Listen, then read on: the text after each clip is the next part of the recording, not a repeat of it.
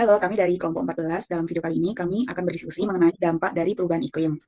Nah, jadi anggota kelompok di dalam kelompok 14 ini ada siapa aja? Yang pertama, Aku Henryko Suliansko, NIM 103222022. lalu aku Widya Chandra Asri, NIM 131222006. Kalau aku, gue Lydia Marani, NIM 123 22068. Nah, paling pertama kami ingin mendiskusikan mengenai apa sih sebenarnya perubahan iklim itu. Jadi sebenarnya perubahan iklim itu terjadinya udah dari lama banget sepanjang sejarah, tapi lajunya itu nggak secepat sekarang. Soalnya kalau misalnya kita lihat makhluk hidup tuh, walaupun ada perubahan iklim, mereka tetap bisa beradaptasi melalui aklimatisasi. Ada yang mau nambahin nggak? Aku menambah juga dong.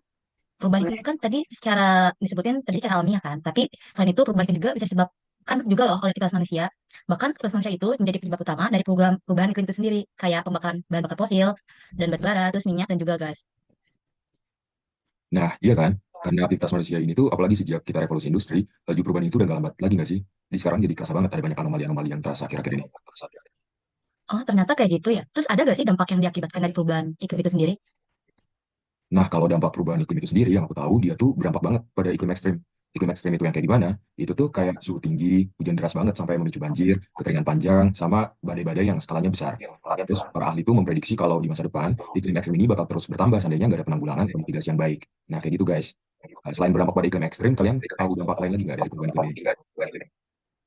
Nah, kalau aku kan tadi dengar kamu bilang yang suhu tinggi.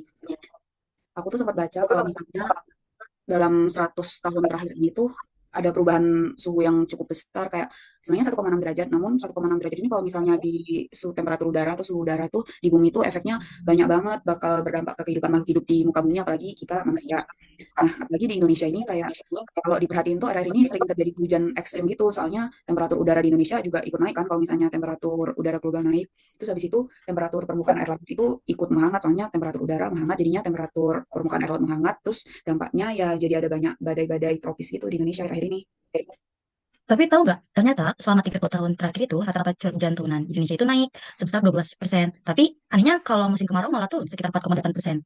Jadi sekarang musim hujan tuh makin basah, tapi musim kemarau juga semakin kering. Nah, pola ini juga tuh nggak merata loh. Di wilayah utara Indonesia, curah hujan yang musim tadi itu cenderung naik, tapi di bagian selatan malah turun. Parahnya lagi, musim hujan sekarang tuh mundur sampai 20 hari kalau kalian sadar ya. Tapi sedangkan musim kemarau tuh malah maju 10 sampai 60 hari. Kebayang kan betapa susahnya buat petani mengukur waktu tanam. Terus kalau ngomongin dampak perubahan iklim lainnya juga, ada juga loh soal kenaikan permukaan laut yang sudah sempat dimention tadi. Secara global tuh diprediksi bakal naik 0,44 sampai 0,74 meter di akhir abad ini.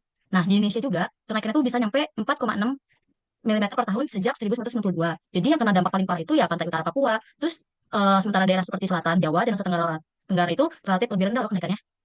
Tapi tetap aja sih dampaknya itu serius banget. Inklusi air laut bikin tanah dan air juga jadi asin kan. Terus erosi juga bikin makin parah. Bahkan banyak lahan produktif yang hilang. Terus pulau-pulau kecil juga terancam tenggelam dan wilayah dengan aktivitas ekonomi tinggi kayak pantai utara Jawa tadi yang gue sebutin makin jelas dong bakal rugi besar. Nah, kalau misalnya wilayah yang aktivitas ekonominya tinggi itu rugi besar, berarti sebenarnya sektor ekonomi kita tuh kena juga nggak sih lama-lama takutnya? Apalagi tadi kalau misalnya petani-petani kita jadi nggak tahu kapan waktu tanamnya. Terus lahan produktif kita juga makin hilang. Dan sebenarnya kita kan Indonesia tuh negara agraris ya. Jadinya sektor pertanian kita dari yang aku dengerin dari tadi sih pasti bakal paling terdampak gara-gara perubahan iklim ini.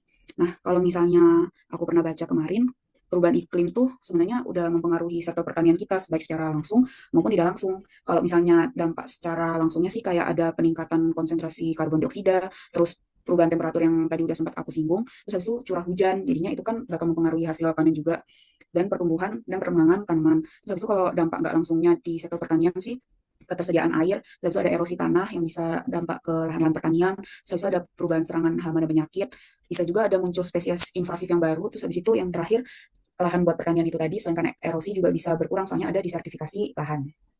Nah, betul banget tuh, Wid. Tapi selain dampak yang udah kamu sebutin tadi, perubahan iklim ini ngaruh juga loh di sektor kesehatan. Kayak yang kamu bilang tadi, perubahan iklim ini tuh kan berdampak pada pertanian. Kalau cuacanya nggak menentu, bakal ningkatin resiko gagal panen. Akibatnya apa? Akibatnya akan terjadi kekurangan gizi dan nimbulin masalah-masalah kesehatan. Terus perubahan suhu dan curah hujan yang nggak teratur juga bisa banget mempengaruhi ketersediaan air bersih. Ini tuh ngaruh banget karena bisa mempengaruhi siklus hidup organisme penyebab penyakit. Misalnya kayak penyakit diare sama kolera. Kayak gitu, guys.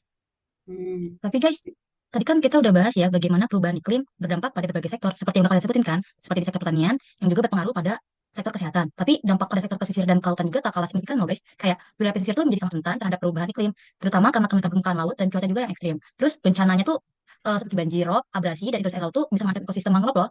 Yang penting untuk menjaga keseimbangan lingkungan dan juga bisa mengganggu aktivitas masyarakat pesisir. Terus selain itu, cuaca ekstrim juga tuh bukan pergeseran musim ikan dan perubahan rantai makanan laut, yang pada gilirannya membuat zona penangkapan ikan berpindah dan menurunkan pendapatan nelayan. Terus juga biaya operasional tuh bakal semakin meningkat. Jadi infrastrukturnya tuh bisa rusak dan memperburuk keadaan dan memaksa masyarakat pesisir tuh kayak nelayan bisa mencari mata pencarian alternatif. Ya kan, kalau misalnya ternyata perubahan iklim tuh secara langsung sangat mempengaruhi kehidupan kita sehari-hari, apalagi dari sektor-sektor yang tadi udah kita bahas, yang ternyata dari sektor satu dan satu lainnya nggak kalah penting. Terus habis itu dari berbagai bahasan kita malam ini di sekarang tuh ada yang bisa ngerekap nggak sih kita ngobrolin apa aja? Nah, aku rekap ya obrolan kita malam ini tentang dampak dari perubahan iklim. Jadi secara sederhana, perubahan iklim itu mengacu pada perubahan suhu dan pola cuaca dalam jangka panjang. Terutama sejak revolusi industri tahun 1800-an, aktivitas manusia itu menjadi pendorong utama perubahan iklim. Dan parahnya lagi, perubahan iklim ini tuh telah membawa dampak yang signifikan banget bagi lingkungan dan kehidupan manusia. Peningkatan suhu udara, curah hujan yang nggak teratur, kenaikan permukaan laut, dan kejadian iklim ekstrim, itu tuh memberikan dampak buruk pada sektor-sektor penting, kayak sektor pertanian, kesehatan, pesisir, dan kelautan. Nah, jadi guys, saat ini tuh kita dihadapin pada tantangan yang besar ya untuk merespons perubahan iklim ini. Udah saatnya nih kita harus lebih sadar dan peduli terhadap dampak dari perubahan iklim. Nah, betul banget Henry, makasih udah ngerekap obrolan kita. Jadi sekian diskusi kami dari kelompok 14 mengenai dampak perubahan iklim. Terima kasih banyak.